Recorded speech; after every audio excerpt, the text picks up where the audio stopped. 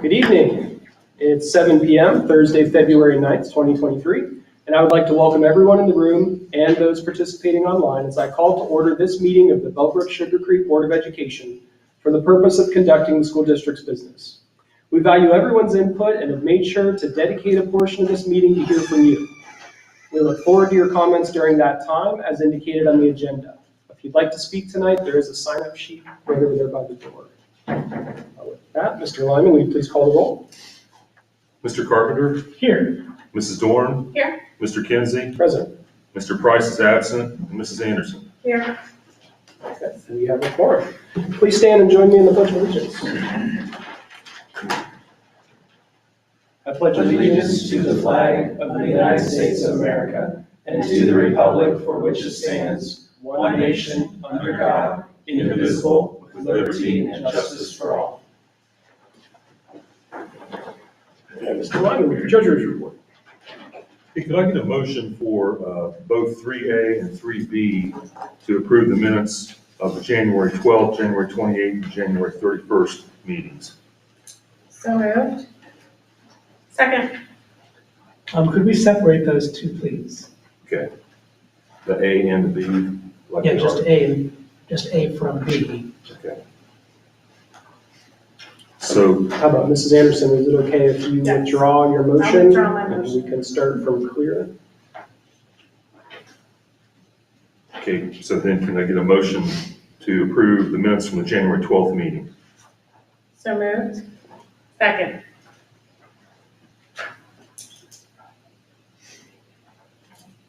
Any discussion? Mr. Lyman, please call the roll on approving minutes for January 12th. Mr. Carpenter? Abstain. Mrs. Dorn? Yes. Mr. Kinsey? Yes.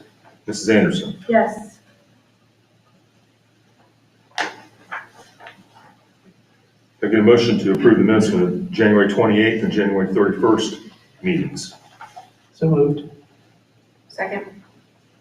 Mr. Carpenter and Mrs. Dorn, thank you. Discussion? Mr. Lyman, will you please call the roll on approving the minutes for January 28th and January 31st? Mrs. Dorn? Yes. Mr. Kinsey? Yes. Mrs. Anderson? Yes. Mr. Carpenter? Yes. Can I get a motion to approve the treasurer's report for January 2023? So moved. Second. Mrs. Dorn, Mrs. Anderson?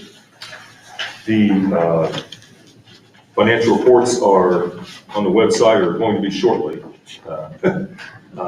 And I really don't have anything jumping out at me for a report tonight. Are there any questions about the report as you saw in the agenda with the packet? The blue section.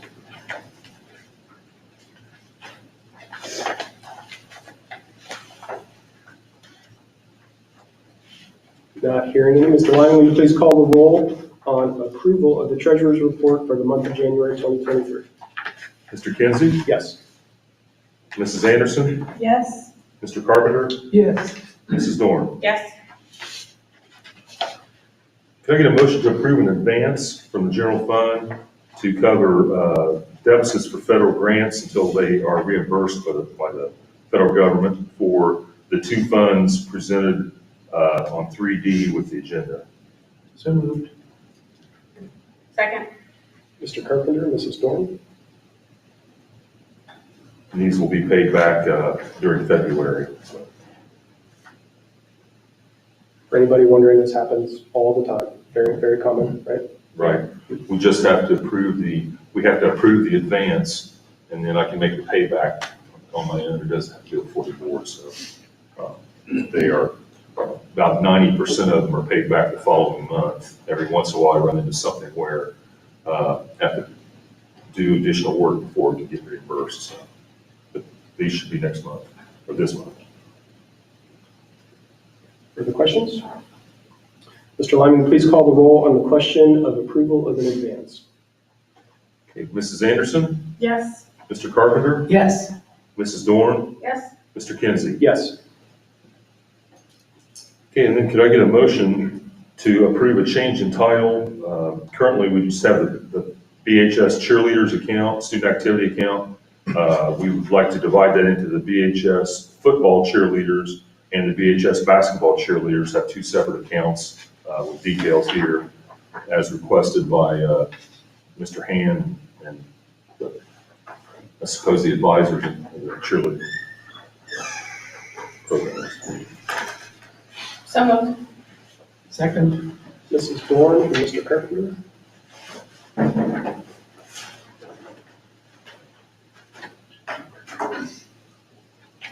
Please call the roll on the question of the change in title for the student activity account. Mr. Carpenter, Yes. Mrs. Dorn, Yes. Mr. Kinsey, Yes. Mrs. Anderson. Yes. Okay, up next on our agenda, an opportunity if anybody would like to share correspondence you've received.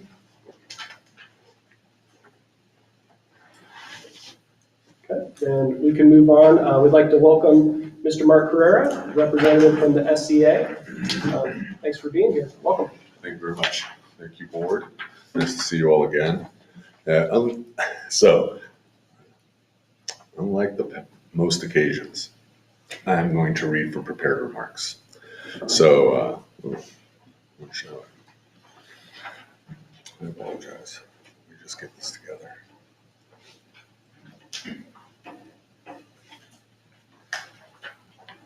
So, we met on the 28th. We talked about trying to approach the board with some positive developments that take place in our district that maybe you guys aren't as aware of because, you know, you guys are busy managing the big picture and what goes on building to building or even in the district sometimes doesn't really, falls out of your maybe perspective.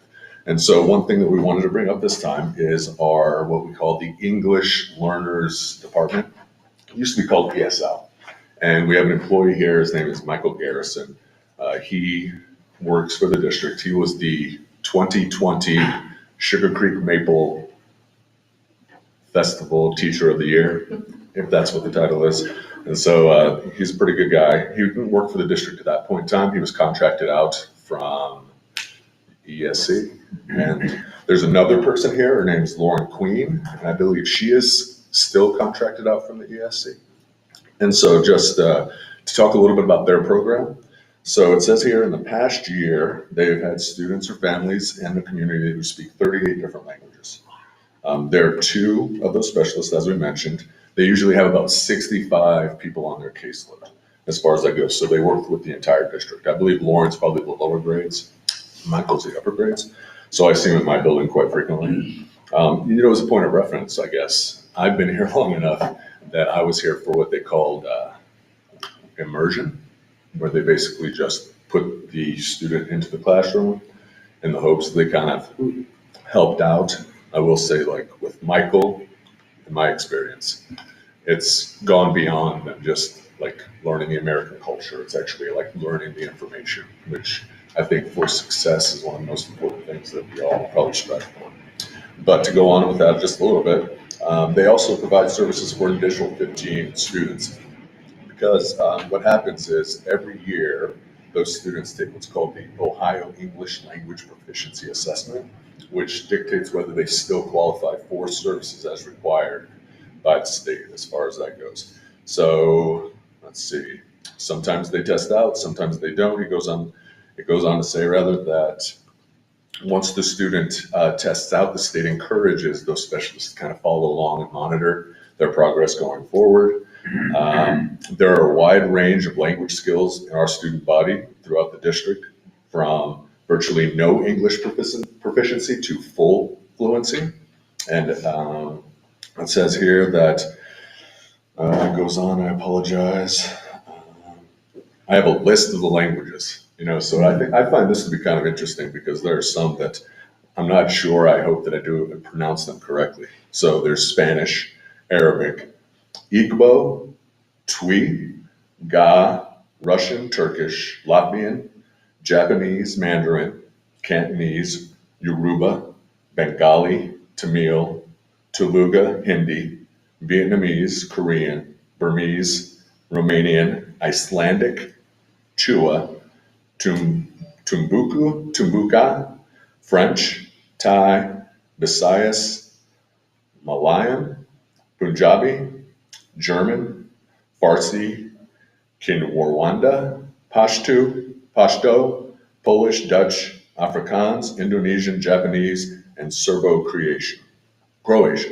And it says that there are 6 languages from the subcontinent of the Indian subcontinent alone that are in the district as far as that goes. Our Michael speaks Spanish, German, Moroccan, and Arabic, and can converse in Portuguese and French. And really what they do quite a bit of is they spend a lot of time translating for some students. And so we just felt like it was important to kind of bring attention to maybe those students that are not always thought of when we're making decisions here at the district level. So I appreciate your time, and we hope to, continue to bring this kind of stuff to you every once in a while. Thank you very much. That's very good. I appreciate that. Next on our agenda is open communication period. As the list is being retrieved, we welcome your thoughts and comments during this time. When given the floor, please share your name and address. You will then have 3 minutes for your comments, which should be directed only towards the presiding officer, who tonight happens to be me. In case you're wondering, the reason for these policies, which can be read in their entirety on the district's website in policy number 169.91, is to ensure that everyone who wishes to speak has time to do so, and that every speaker is treated equally and fairly. Brian Cronenberger. Welcome. Thank you. 3 minutes. First, I'd like to say that I'm sorry if I came on hasty last meeting. It was 11 o'clock at night, and I'm sure we were all very tired. But let me first address I'm sorry, my name is Brian Cronenberger, and I live in Washington Mill. So let me first address the lack of procedure that happened with the emergency meeting. There are policies for public complaint, and none were followed. There are 4 steps to that policy, ending with a board meeting. And by skipping the first 3 steps, you violated that policy. Next is a policy on emergency meetings. The person calling for the meeting, in this case it would have been the president, must sign their name to the notice. They did not do that. Another violation. Not once in the past 2 years, and a lot further back from what I can tell, there has not been an emergency meeting called for any personnel purposes or even any reason. Special meetings, yes, but not emergency. I believe that no reasonable judge or jury would have viewed that this would have constituted a same-day emergency, but thus violating Ohio's Open Meetings Act. Should a resolution or a decision have happened, it would have been immediately thrown out by a judge. I'd also like to address comments made by the board during last meeting. Certain members believe that they did not target anyone and that it was disrespectful of us to believe that the board would act against anyone, or that they take umbrage on the fact that some of us believe that this was a political stunt. Well, actions speak louder than words. It was specifically noted on emergency notice that the discussions of employment, discipline, and investigation. It was not between them and the superintendent or yourselves as individual citizens, but it was not, or individual citizens, but it was not handled in a remotely private, fair, or professional way. You as members on the board do not have the right to call an emergency meeting anytime you or your constituents deem it so. Now, from what I can tell, this is a very intelligent group. A computer programmer, an aeronautical trained contract specialist, a fighter pilot, and some teachers, and many, many other accolades. For you to tell me that this was, for you to tell me and others that some of you could not see through this ruse from a politically motivated group is shocking. And what would be more shocking is if you knew it was a ruse and had the meeting anyways. Finally,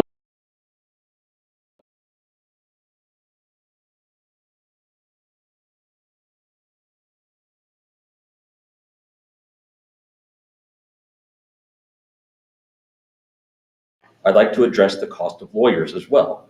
As of last year, the board saw it fit to have the taxpayers foot the bill for the mistakes made by the board. Well, as from what I can tell, you've made another mistake, and I'd like to see you make a motion to pass a policy to pay for this one as well. Thank you very much for your comments. Up next is our superintendent's report. Dr. Kozak. Yep, new business, we're going to do a consent agenda for A and B, so it's certificated license employment, resignation, leave of absence, supplemental duty. That's A, and B, support staff employment, resignation, leave of absence. That's B.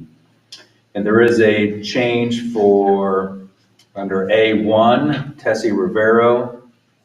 You should strike high school flex year-to-year principal assigned and just have high school supportive peers. That's high school supportive peers is the supplemental, not flex year-to-year principal assigned.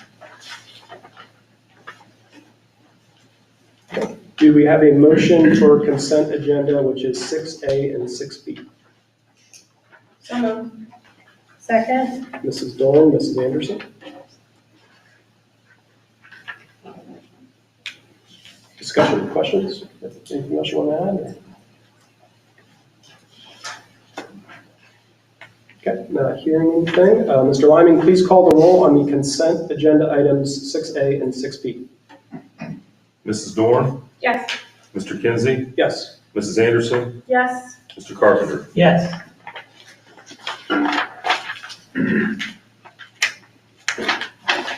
OHSAA membership, recommend approval of resolution authorizing continued membership for Bellbrook High School and Bellbrook Middle School and the Iowa High School Athletic Association for the upcoming 2023-2024 school year for students in grades 7 to 12. So moved. Second. Mrs. Dorn, Mr. Carpenter? This is just a standard resolution that we do about this time of the year every year to be members of OHSAA. Mr. Lyman, please call the roll on the question of approval of resolution authorizing continued membership in OHSAA. Mr. Kinsey, Yes. Mrs. Anderson, Yes. Mr. Carpenter, Yes. Mrs. Dorn. Yes. D, out-of-state travel, recommend approval of the following out-of-state travel for high school winter guard for the purpose of WGI regional competitions, February 11th and 12th to Avon, Indiana. Cost of district includes the use of school vans, and the 25th and 26th of March 2023 to Indianapolis, Indiana. Cost of district includes use of school vans. So moved. Second. Mr. Carpenter, Mrs. Anderson? Discussion? And these are fairly typical for our winter guard. Mr. Lyman, please call the roll on adoption. Mrs. Anderson, Yes. Mr. Carpenter, Yes. Mrs. Dorn, Yes. Mr. Kinsey. Yes.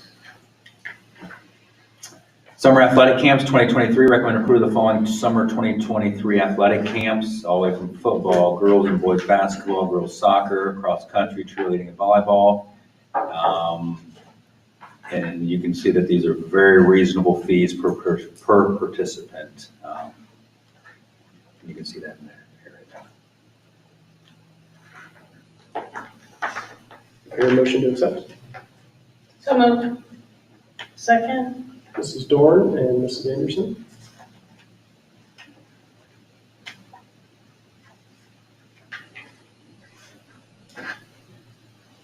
Mr. Lyman, please call the roll on the question of approval of summer athletic camps. Okay, Mr. Carpenter, Yes. Mrs. Dorn, Yes. Mr. Kinsey, Yes. Mrs. Anderson. Yes. Moving on to items of information and discussion.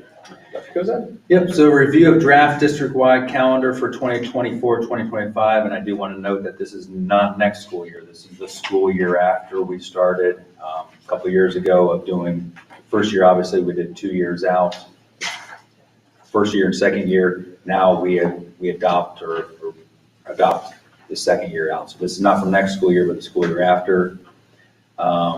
This 2 calendars were presented to SEA and SLAS, and they voted, I think 45 to 22 in favor of draft B instead of draft A. And so I see no reason not to support that choice. These are very, very similar calendars.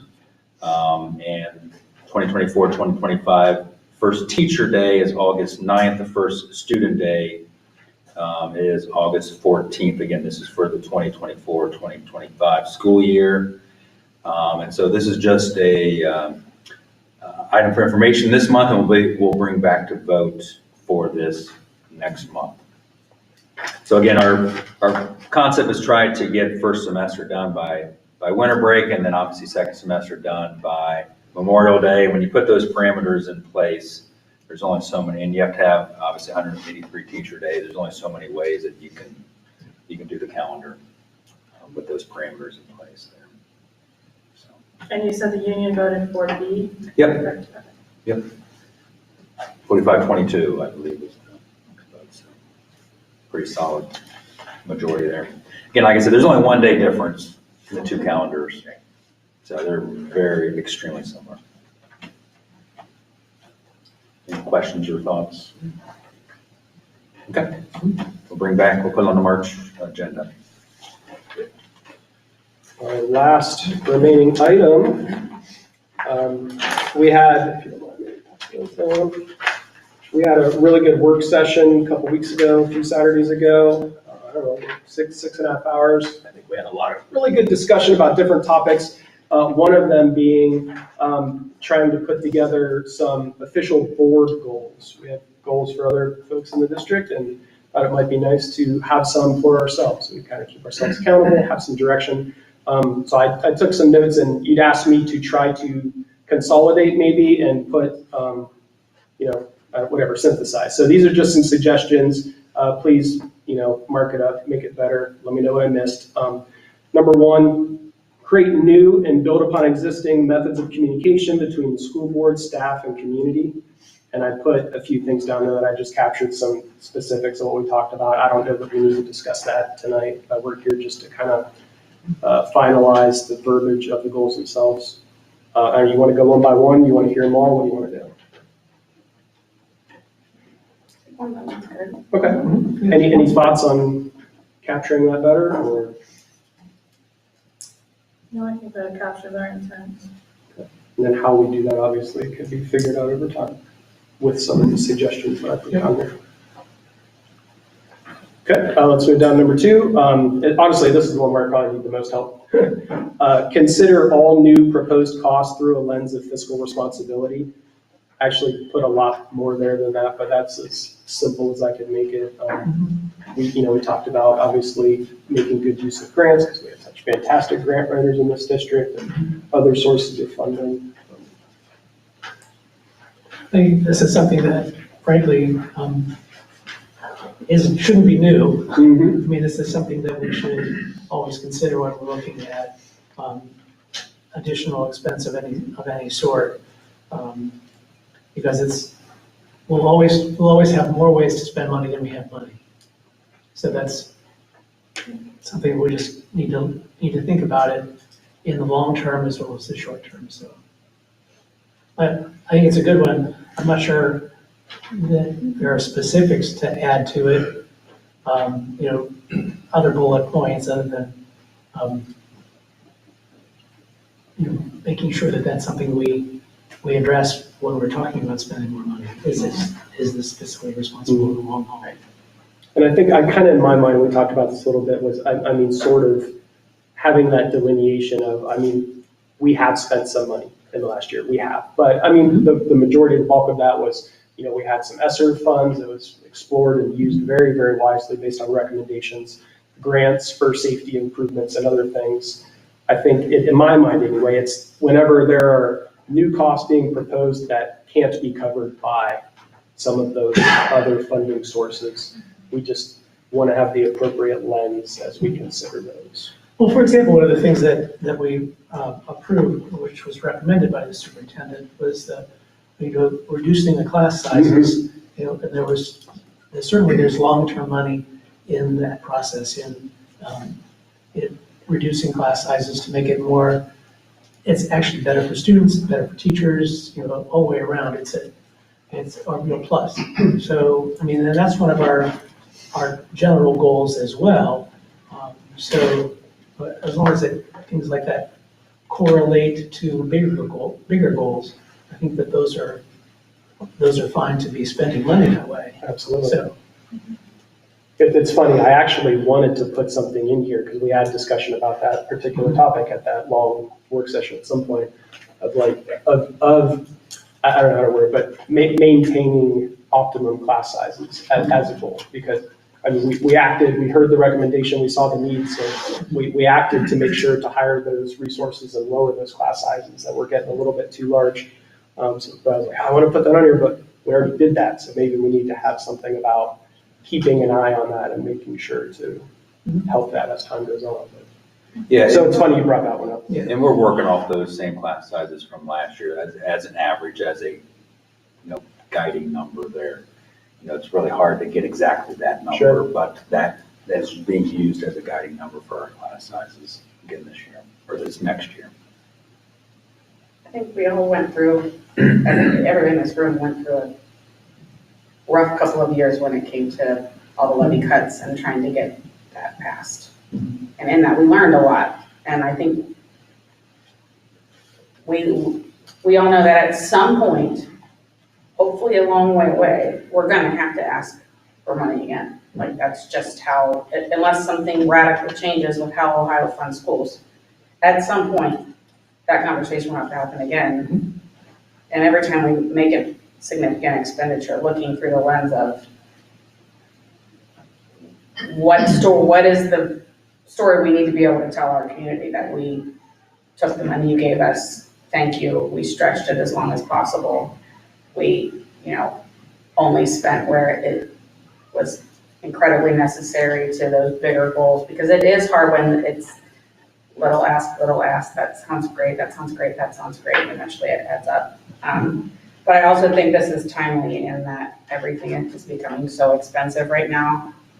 So we also need to look at our expenditures through that lens of inflation right now, as we don't know how long that's going to impact everything. So I think that's why yes, there's always a lens of fiscal responsibility, but an increased lens in this particular coming year.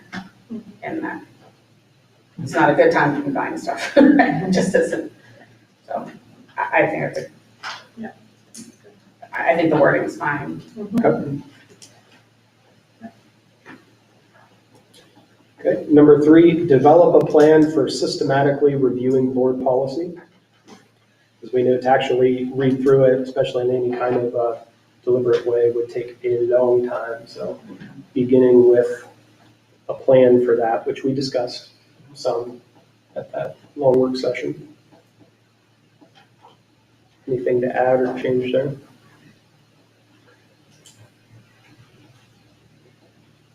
no, but do we want to set out kind of a schedule for each of those major sections? And do we want to review the whole manual this year, this goal year, or is that unrealistic?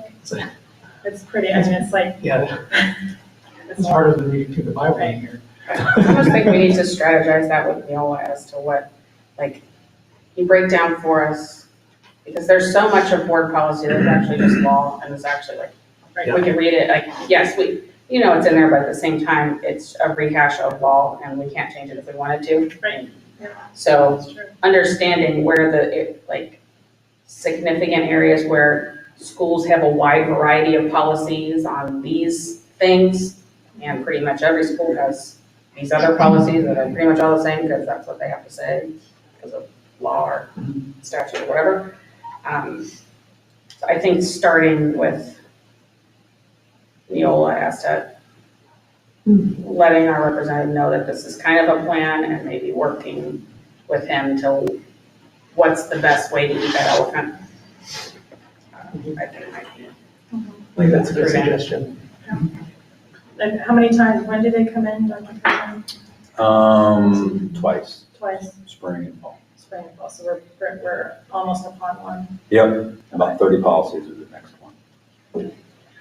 I don't have my notes in front of me from the last meeting, but I thought there was 4 or 5 things that folks were supposed to to look at and get to me by the end of the month of things that we want to look at. I thought that was the I think it was kind of first piece. bylaws, yeah, the first Yeah. section, and then all the controversial issues one. So there was 3 or 4 things that people can take a look at and then get them to me. And that way, when we meet with Neola, March or April, we can take a look at those through that with them also.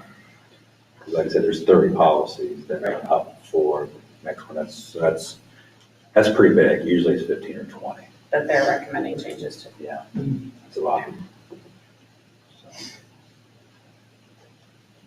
Okay. Yeah, and we don't have to fully decide how to do it right now, it's just, do we want to do it? Do we want to develop a plan? That one okay? And last, and again, I think I failed at fully capturing everything because there was so much good discussion, but supporting the teachers by advocating for the lifting of unnecessary burdens due to, for example, state impositions, unfunded mandates, et cetera.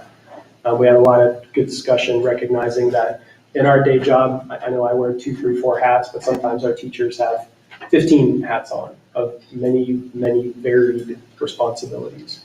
And anything we can do to help lighten their load a little bit to have energy on their. Yeah, and streamlining processes, and I think this is where the administrators can be very valuable in our assessment of this. So the more people we can bring in to the table, I think the better. Absolutely. What are we really getting at? Unnecessary burdens that we have placed, or maybe knowingly, maybe unknowingly, or we're talking about advocating to state lawmakers that this stuff is not helpful, like. Most of the discussion seemed to be around things like passing resolutions, talking with our local representatives, talking with our state house representatives in this area. Like as a board, As like taking an a official position board. on certain Yep. things that are not helpful to us. 'Cause, I mean, there are a lot that are probably considered helpful to other districts, but painful to us. That could very well be. I think it also will be worth our while to get some feedback from the teacher population to see what are some, time intensive, I wanted to say time sucking, tasks that you have to do that don't really add value to teaching from your perspective. If there are some of those things that we should advocate for, or maybe there is a better way, process-wise, to do some of those things. So that they can look at and be able to do the things that are their highest level of licensure, which is teaching. There was some, there's local superintendents, there was some discussion of gathering some information to provide to lawmakers about unfunded mandates and so forth, and the same kind of thing. But at the same time, these, I don't want to say the same lawmakers, but maybe the similar lawmakers were putting forth a piece of legislation that would add another burden, not another unfunded mandate onto schools. So I don't think they fully get it. It's an important one, but that's going to be an uphill battle. Do you think The number of surveys that I do that the state, they pass a law and they say, you have to report this by such and such date. And so the surveys or unfunded mandates or dyslexia training that is, again, very good training. It is just 18 hours. Here's how they don't get it. 18 hours. They finally came out with the curriculum in November, December last year and said, you got to get it done within the next 6 months or so. And on your own time, and with your own people, and on your own money. What calendars are already? Yes, Yeah. so, yeah, I think it's a worthwhile goal, that's gonna be an uphill battle. Well. But I mean, advocating, obviously you can advocate, and that's good to be heard. I'm sure there's not an easy button that's gonna happen right away, No. but it's setting, No. starting something that can carry on, that will take some time. Again, voice being heard would be good.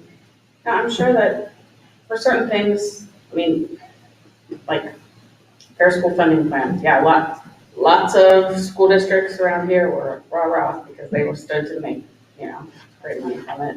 We were not, maybe a bad example, but I know on other issues, I'm sure probably all the superintendents kind of band together and voice a collective opinion.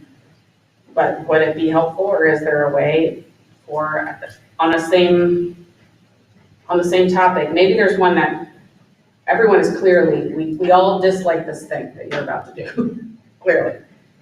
That maybe all the board, like the presidents of each board can band together and send something, like maybe not the ones where we all disagree, but if there are some where we all definitely do agree, maybe our collective voices will be heard better than individual voices. And if the superintendents collectively do that and boards separately collectively do that, I don't know if there's a path for that, but maybe that's what that can mean.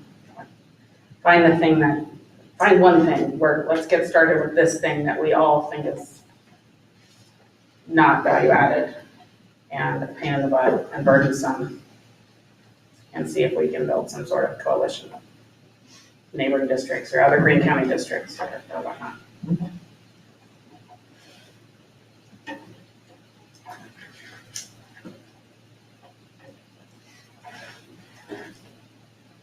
Other thoughts on these 4 bullet points? Anything I missed, or do you want to swap out, or?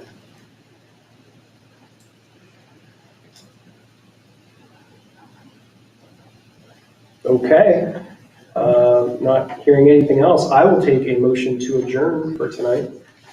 So moved. Second? Mr. Carpenter, Mrs. Henderson. Discussion? Mr. Lemon, will you please call the roll on the question to adjourn? Mrs. Dorn, Yes. Mr. Kinsey, Yes, Mrs. Anderson, Yes. Mr. Carpenter. Yes. we are adjourned at 7:37 PM. Record.